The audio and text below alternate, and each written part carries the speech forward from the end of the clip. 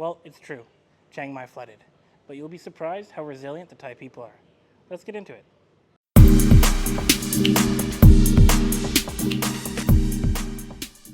Hey everyone, welcome back.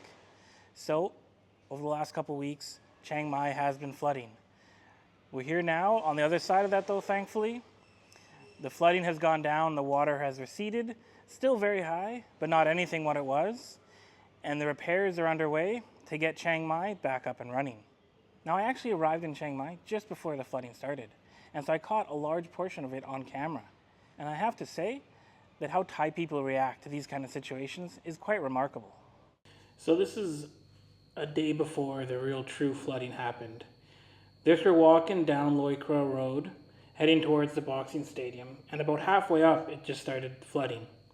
So there's water all the way here, right to Chiang Klan Road, and then obviously the Ping River is where it all came from. So it's only getting deeper and deeper as we're going. Now the next day is when it got really deep. It got up to mid-waist or higher for a lot of places. And again, like I said, in other places it was over the tops of roofs. I didn't obviously go down any farther, down to the Chiang Klan area, because again, the water was just too deep. But here's just the boxing area, or coming up to the boxing area, that was quite a bit of water. But businesses are still open. You know, bars were still open tonight.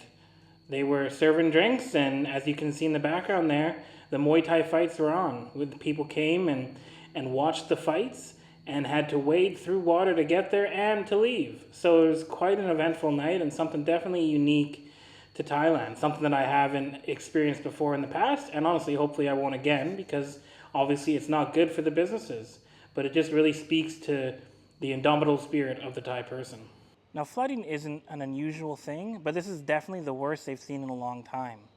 You know, it really impacted businesses where lots of places you'll see junk piled along the side of the streets of things that were damaged in the flood or that are not recoverable. Some electronics, I know many bars, their fridges or air conditioning units, if they had them, have been damaged and need to be replaced. So there's definitely a lot of money that is going to be caused by this flooding. And from a business perspective, obviously that is not good. You know, being able to recover from something like this is going to be key into hoping that the nightlife here in Chiang Mai and hopefully this high season can be really good to help Chiang Mai recover from these floods.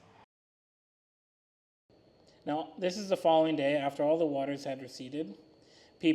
Some were open for business already, but a lot were still cleaning up, seeing what was damaged, seeing what could be salvaged, and just cleaning their bars and getting all the muck and grime out. Made only more difficult by the fact that the city's water had gone out, and so they're relying on bucketing water for quite a while to clean these things up.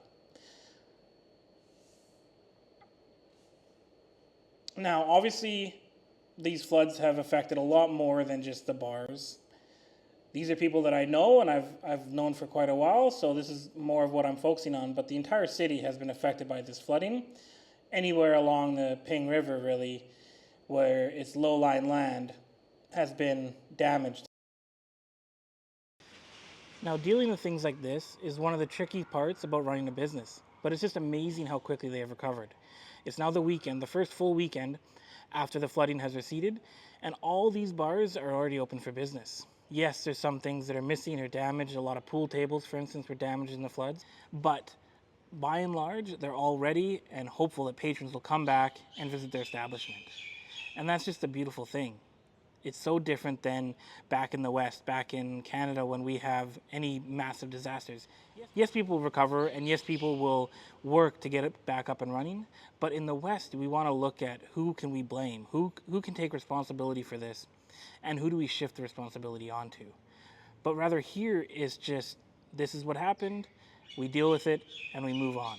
Let's reopen for business, and let's get people back in here and start making them money again. Because that's at the end of the day why they're doing this. And that's the beautiful thing about the Thai people.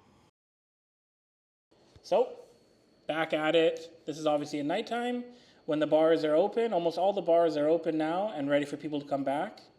It's an interesting thing about how they build in Thailand, which, again, if we have flooding in Canada, it's going to be a lot different since we build with drywall and insulation. Obviously, they don't have that here. All you need is cement. And most of these bars are all built with cement walls, obviously cement floor. And so the main things that were damaged were obviously any electronics,